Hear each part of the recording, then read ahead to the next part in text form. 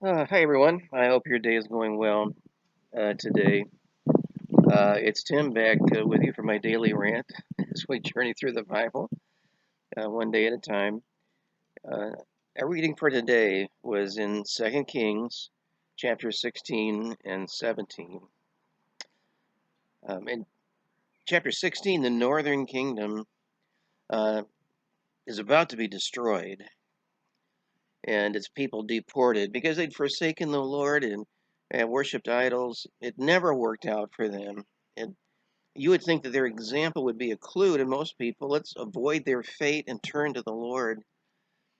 However, in chapter 16, a new 20-year-old king arose in Judah who loved worship. In fact, he was so committed to worship that verse 3 said he made his son pass through the fire according to the abominations of the heathen whom the Lord cast out from before the children of Israel. I would say that sacrificing your own son is a total commitment to worship. And that's what this man was like. He loved worship. He would worship anywhere. Verse 4 said he sacrificed and burnt incense in high places and on the hills and under every green tree. Every place he was, he could turn it into a place of worship. He was an innovator when it came to worship. In verse 10, he'd been appealing to the king of Assyria, send your army to get rid of these Syrians from me. That's just what he did. He conquered Damascus, and so he made a trip to Damascus. And while he was there, King Ahaz saw an altar that he liked. uh, verse 10 said he sent to Urijah the priest the fashion of the altar and the pattern of it according to all the workmanship. And he said, make an altar like this and put it in Solomon's temple. And that's just what happened. And by the time he got back from Damascus, there it was. He gave orders. Okay, from now on, all sacrifices are going to be made at the new altar. He put that front and center. And he took the brass altar that Solomon had made and moved that off to the side. So all sacrifices are going to be made at the new altar.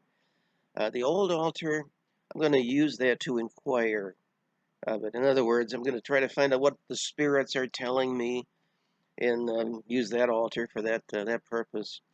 So here was a man given over to worship of everything and anything, anywhere, anytime, as long as it was not worship of the one true God.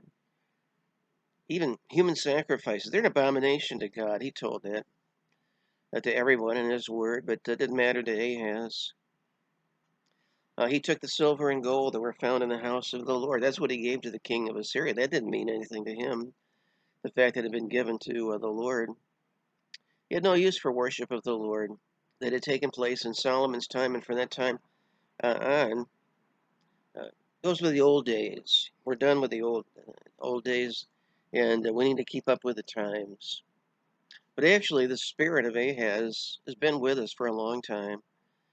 There is a term for it. It's called will worship.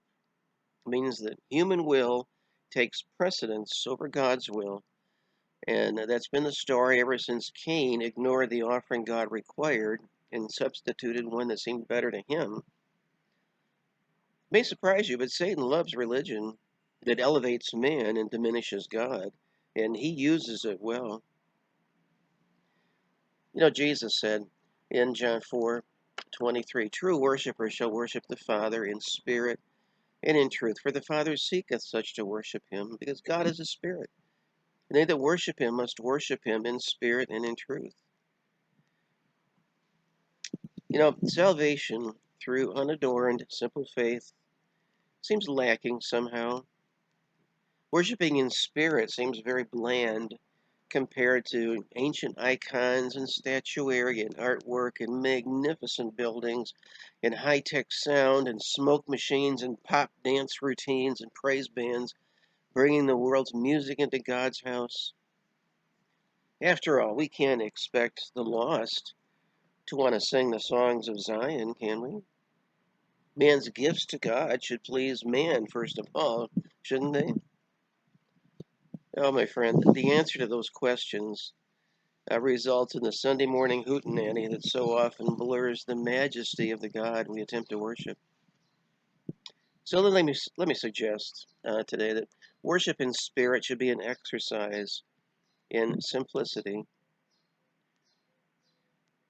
Those leaders in the early church were men who knew firsthand what Jesus would like to see in a church.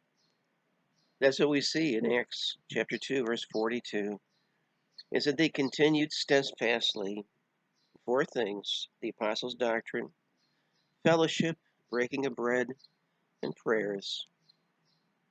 Simple as that. And I think that's the kind of worship that God would like to see in our churches. And I pray that we'd return to that someday.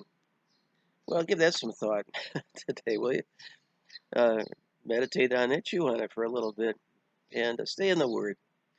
Be back with it tomorrow. Our reading is in 2 Kings chapters 18 to 20.